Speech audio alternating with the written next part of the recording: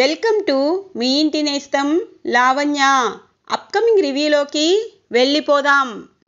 అర్ధరాత్రి అవుతుంది. లక్ష్మి తన రూమ్లో అటూ ఇటూ తిరుగుతూ విహారీ గారు నా మీద పెట్టుకున్న నమ్మకాన్ని వమ్ము చేయకూడదు, ఖచ్చితంగా మంచి ప్రెజెంటేషన్ ఇవ్వాలి అని తన నాన్నగారి మాటలని, తన నాన్నగారి చేతలని, అలాగే చేనేత గురించి వాళ్ళ నాన్న ఆదికేశవ చెప్పిన మాటల్ని గుర్తు చేసుకుంటుంది కనక మహాలక్ష్మి.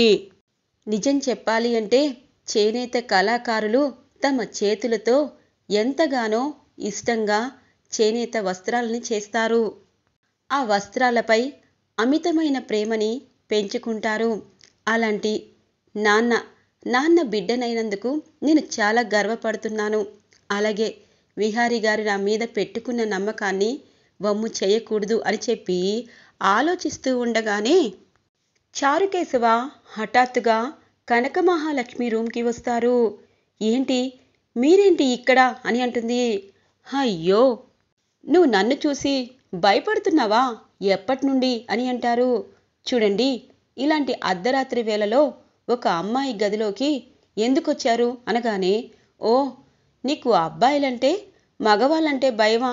మరి ఈ ఫోటో చూస్తే అలా అనిపించలేదే అని చెప్పి ఇక విహారీ తను తీసిన ఫొటోస్ని చూపిస్తారు. చారుకేశవ ఒక్కసారిగా షాక్ అవుతుంది లక్ష్మి. అంటే మీరు ఎందుకిలా తీశారు అనగానే, ఓ, మా విహారీతో నువ్వు మాత్రం అలా ఉండొచ్చు, నేను ఫొటోస్ తీయడమే తప్ప అని అంటారు. చూడండి, నా కాలు బెరికింది, అందుకే ఆయన అలా చేశారు. మా ఇద్దరి మధ్య మంచి ఫ్రెండ్షిప్ మాత్రమే ఉంది, మీరు ఇలా తప్పుగా ఫొటోస్ తీయద్దు అని అంటుంది. చెప్పావు నీతులు గాని ఈ ఫొటోస్ అన్నీ మా పద్మాక్షి వదినికి చూపించాను అంటే నీ గతి ఏమవుతుందో తెలుసా అనగానే, చూడండి, ఇలా తప్పుగా ఫొటోస్ చూపిస్తే వాళ్ళు ఇంకా తప్పుగా అర్థం చేసుకుంటారు. విహారీ గారు చాలా మంచివారు, మీకు దండం పెడతాను, ఇకపై ఇలా చెయ్యొద్దు అని అంటుంది. ఇక ఆపు, మంచితనం ముసుగులో మా విహారీ గారిని నువ్వు నీ వల్ల వేసుకోవాలని చూస్తున్నావు. నేనెవరికీ చెప్పనులే, కానీ నాతో కూడా మా విహారీలాగే బిహేవ్ చెయ్యి, అప్పుడు హ్యాపీగా నేను ఎవరికీ చెప్పకుండా మా విహారీలాగే సైలెంట్గా ఉంటాను అనగానే పాపం లక్ష్మి భయపడిపోతూ ఉంటుంది. చూడండి, నేను అలాంటి అమ్మాయిని కాదని మీకు తెలుసు, కానీ ఇలా మాట్లాడడం బాగోలేదు అనగానే, నేను ఇంకసేపట్లో ఇక్కడికి వస్తాను, నువ్వు అందంగా రెడీ అయ్యి ఉండు చాలు అని చెప్పి వెళ్ళిపోతాడు ఇక చారుకేశవ. లక్ష్మి భయపడుతూ టెన్షన్ పడుతూ, ఎందుకు ఇలా మన చుట్టూనే మానవ మృగాలు ఉంటారా? విహారీ గారి విషయం అలాగే నా విషయం అందరికీ తెలిస్తే ఇంకేమైనా ఉంటుందా అని చెప్పి బాధపడుతూ ఉంటుంది లక్ష్మి. తెల్లగా తెల్లవారుతుంది. ఇక ఇటువైపు సహస్ర, పిన్ని, ప్రాజెక్ట్ వర్క్ అంతా ఖచ్చితంగా చాలా అంటే చాలా ప్రెస్టేజ్గా ఫీల్ అయ్యి పూర్తి చేయబోతున్నాను అనగానే, సర్లే సహస్ర, ఇంత త్వరగా నువ్వెలా ప్రజెంటేషన్ అంతా హ్యాపీగా పూర్తి చేశావు అని అంటుంది అంబిక. ఇంకేం లేదు, ఆదికేశవుల గురించి నేను ఇదిగో ఈ ఫోన్లో యూట్యూబ్లో సెర్చ్ చేశాను కదా, అలాగే కొన్నిసార్లు మనకి తెలియకుండానే వాళ్ళని మీట్ అవుతాము. అలాంటి వ్యక్తి ఫోన్లో చేనేత వస్త్రాల గురించి, అలాగే ఎలా ప్రజెంటేషన్ ఇస్తే అవతల వ్యక్తికి కరెక్ట్గా మనం నచ్చుతాము అని చెప్పారు అనగానే, అంటే ఆ వ్యక్తి మాటలను మట్టిగా తీసుకున్నావన్నమాట, చేతలు కదా అని అంటుంది అంబిక. చేతలు ఎవరికి అవసరం? ఈ రోజుల్లో ఇలాంటి చేనేత వాళ్ళకి మనం చెయ్యూతనివ్వాలనుకుంటాం, కానీ బయట చాలా మోడర్న్ డ్రెస్సులు వచ్చాయి, ఇప్పుడు అందరూ మోడర్న్గానే ఉండాలనుకుంటున్నారు కదా పిన్ని. నువ్వు నేను ఆ లక్ష్మిలాగా ఆ లంగావాణీలు కాటని వేసుకొని ఎవరు తిరుగుతున్నారు అనగానే, నిజమేలే, మనం చెప్పే ప్రజెంటేషన్ అవతలి వాళ్ళకి ఆకర్షించాలి కానీ అవి పాటించకూడదు అని అంటుంది అంబిక.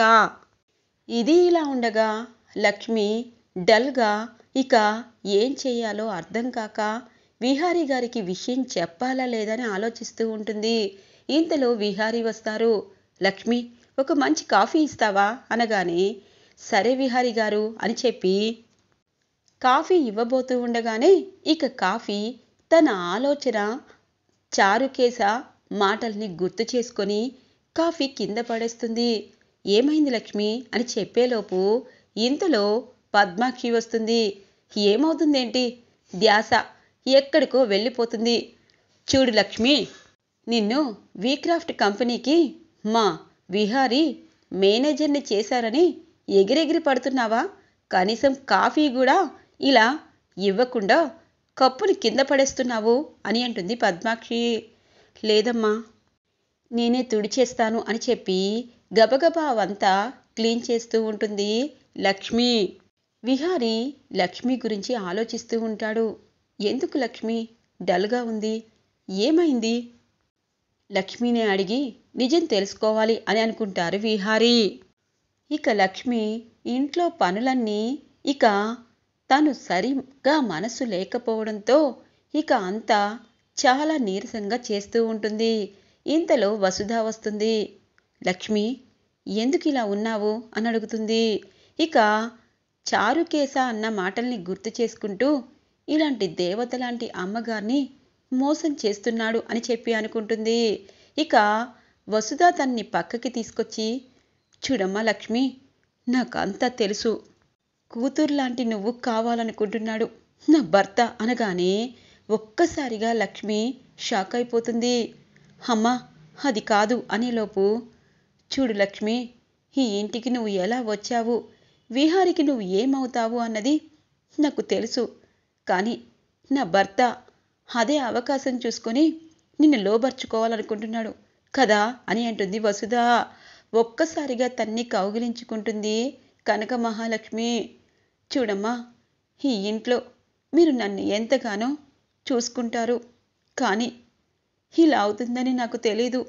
ఈ సమస్య నుండి నిన్ను ఎలా గట్టెక్కాలి అనగానే, చూడు లక్ష్మి, నువ్వు తప్పు చేయలేదు. అలాగని నా భర్త అయినా ఎవరైనా నీతో ఇలా తప్పుగా ప్రవర్తిస్తే వాళ్ళకి బుద్ధి చెప్పాలి అని అంటుంది. అమ్మా, నేను బుద్ధి చెప్తాను, కానీ విహారీ గారు అక్కడ అందరి ముందు తలదించుకుంటారు అని అంటుంది. చూడు లక్ష్మి, నేను ఖచ్చితంగా నీకు సహాయం చేస్తాను. నా భర్తకి బుద్ధి చెప్తాను. నువ్వు ముందు విహారీ మాటని నిలబెట్టుకో. విహారీ నీపై ఉన్న నమ్మకాన్ని ఖచ్చితంగా వమ్ము చేయకు. అలాగే ప్రజెంటేషన్ ఇవ్వాల్సింది 2 రోజులే అంటున్నావు కాబట్టి ఇక అన్నీ నువ్వు సెట్ చేసుకో. మైండ్లో నుండి ఇవన్నీ పక్కన పెట్టు అనగానే, నిజమే, మా నాన్న చెప్పినవన్నీ నాకు గుర్తున్నాయి. అవన్నీ నేను ప్రజెంటేషన్ ఇస్తాను కానీ అని అంటుంది. నేను నీకున్నాను కదా అని చెప్పి వసుధ తనకి మాట ఇస్తుంది. ఇక లక్ష్మి చాలా సంతోషంగా వీక్రాఫ్ట్ మీటింగ్లో ప్రజెంటేషన్ ఎలా ఇవ్వాలి అని చెప్పి చాలా అంటే చాలా బాగా అన్నీ అరేంజ్ చేసుకుంటుంది. ఖచ్చితంగా ఇలాంటి ప్రజెంటేషన్ ఇస్తే మాకే ప్రాజెక్ట్ గవర్నమెంట్ వారు ఓకే చేస్తారు. విహారీ గారు సంతోషపడతారు. చాలు, ఎందుకంటే నాన్న విహారీ గారిని నమ్మారు, విహారీ గారిని నేను నమ్మాను, అంతే అని చెప్పి ఇక తులసికోట దగ్గరికి వచ్చి చక్కగా దీపారాధన చేసి, అమ్మా, ఈ కుటుంబం చల్లగా ఉండాలి, అలాగే విహారీ గారు నా మీద పెట్టుకున్న నమ్మకాన్ని ఖచ్చితంగా నేను గెలిపించాలి అని అనుకుంటుంది లక్ష్మి. ఇంతలో అంబిక అలాగే సహస్ర వస్తారు. దేవుణ్ణి చాలా మొక్కులు మొక్కుకుంటున్నావు కదా, అంటే నా మీద నువ్వు గెలిచేసి బావకి నువ్వు మేనేజర్ పోస్టుని కొట్టేద్దాం అనుకుంటున్నావు, అంతే కదా అని అంటుంది సహస్ర. అవునమ్మా, మీరైనా నేనైనా విహారీ గారిని మనం గెలిపించాలి కదా అనగానే చంప పగిలిపోతుంది. నాతో నీకు వంతేంటి, బావా నా భర్త అని అంటుంది. తెలుసమ్మా, కానీ మనందరం ఒక మంచి ప్రాజెక్ట్ కోసం వర్క్ చేస్తున్నాం కదా, అలాంటప్పుడు మీరైనా నేనైనా విహారీ గారి నమ్మకాన్ని వమ్ము చేయకూడదు కదా అనగానే, చాలా తెలివిగా మాట్లాడుకున్నావు అనుకుంటున్నావా? నా మీద గెలవాలనుకుంటున్నావా అని అంటుంది సహస్ర. చూడండమ్మా, పని అనేది ఖచ్చితంగా ఒకరి మీద గెలవాలనుకుంటేనే మనం గెలవగలం. ఇక ఏదీ లేకపోతే గెలవలేం. అలాగే మీ మీద మీకు నమ్మకం లేకపోతే మీరెప్పటికీ ఓడిపోతారు. నమ్మకాన్ని వమ్ము చేయకుండా ముందుకు వెళ్ళండి అని అంటుంది. నువ్వు నీతులు చెప్తే నేను వినే పొజిషన్లో ఉన్నానా పిన్ని?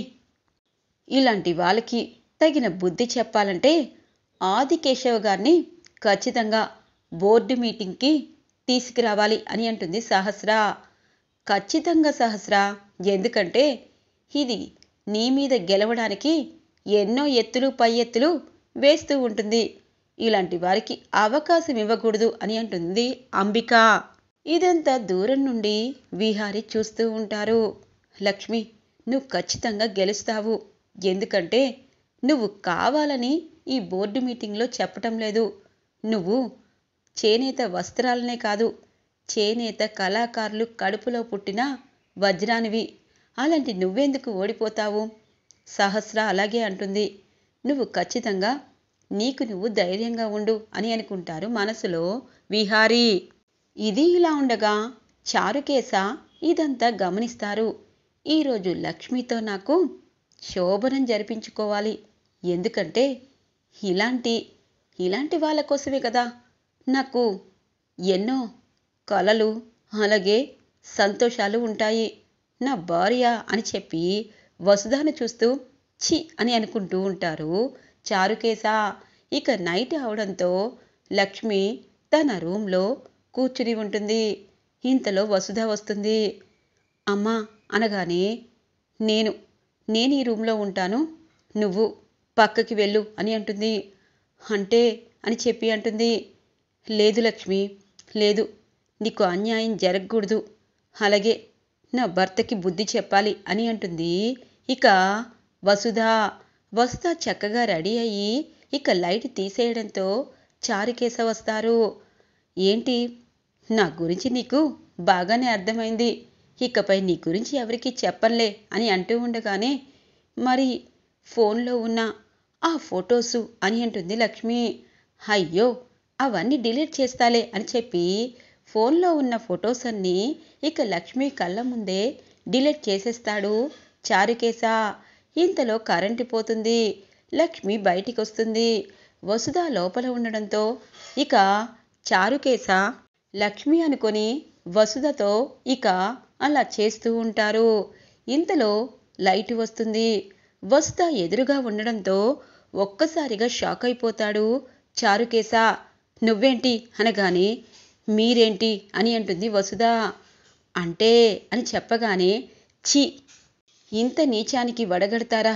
కూతుర్లాంటి అమ్మాయి మీద ఇలా మీరు ఉన్నారు అని చెప్పి ఈ ఇంట్లో ఎవరికైనా తెలిస్తే ఇంకా ఏమైనా ఉంటుందా మీ బ్రతుకు అని అంటుంది.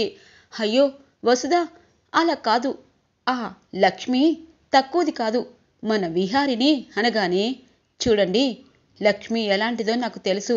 ఈ విషయం మా పద్మాక్షి అక్కకి, మా అమ్మా నాన్నకి చెప్పాను అంటే మీ బ్రతికేమవుతుందో మీరే ఒకసారి అర్థం చేసుకోండి అని చెప్పి అక్కడి నుండి వసుధ వార్నింగ్ ఇచ్చి వెళ్ళిపోతుంది.